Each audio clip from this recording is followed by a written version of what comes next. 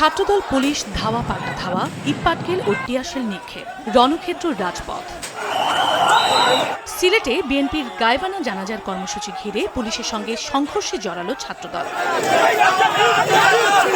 বুধবার বিকেলে বন্দরবাজারের লালাদিঘির পাড় থেকে ছাত্রদলের একটি বিক্ষোভ মিছিল বের হয়। এটি কামরান চত্বরে পৌঁছলে দেখা দেয় বিশৃঙ্খলা। পরিস্থিতি নিয়ন্ত্রণে আনতে পুলিশ ফাঁকা গুলি ছুড়লে উত্তপ্ত হয়ে ওঠে পুরো এলাকা। আধা ঘণ্টা ধরে চলা এই সংঘর্ষে দুপক্ষের কমপক্ষে 10 জন আহত হন।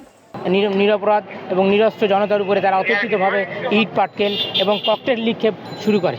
তাৎক্ষণিকভাবে আমরা আইনশৃঙ্খলা পরিস্থিতি নিয়ন্ত্রণের জন্য আমরা সর্বাত্মক প্রচেষ্টা চালিয়ে যাচ্ছি। এটা আমরা পরবর্তীতে গ্রেফতার সাপেক্ষে আমরা বলতে পারবো আসলে প্রকৃতপক্ষে কারা ছিল।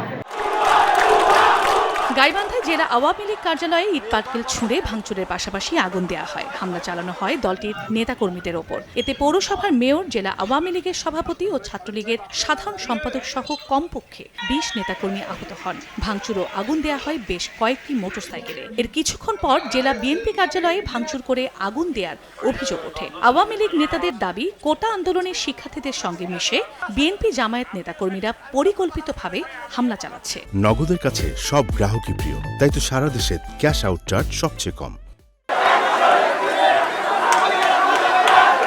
কোটার আন্দোলনের কথা বলে ছোট ছোট বাচ্চারা আছে, তাদের প্রতি আমাদের কোনো ইয়ে নেই, কিন্তু এইটা সম্পূর্ণভাবে পরিচালিত করছে চিহ্নিত দুটি দল, বিএনপি এবং জামাত শিবির ছেলেরা এটা পরিচালনা করছে। পরিস্থিতি এখন নিয়ন্ত্রণে নিয়েছি। পুরো শহরে আমাদের ডোমেস্টিক পেট্রোল চলমান, সেই সাথে আমাদের বিভিন্ন মোড়ে মোড়ে পুলিশ ফোর্স ডিপ্লয়েড আছে, যান চলাচল স্বাভাবিক রয়েছে।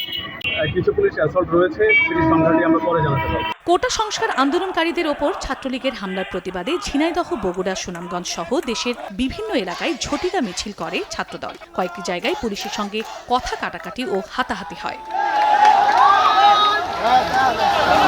চট্টগ্রামে কোটা বিরোধী আন্দোলনে নিহত ছাত্রদলের যুগ্ম আহ্বায়ক ওয়াসিম আকরামের গাইবানা জানাজা অনুষ্ঠিত হয়। বিএনপি দলীয় কার্যালয় নাসিমুন ভবনের সামনে এই কর্মসূচিতে অংশ নেন সংগঠনটির মহানগর ও জেলার নেতাকর্মীরা।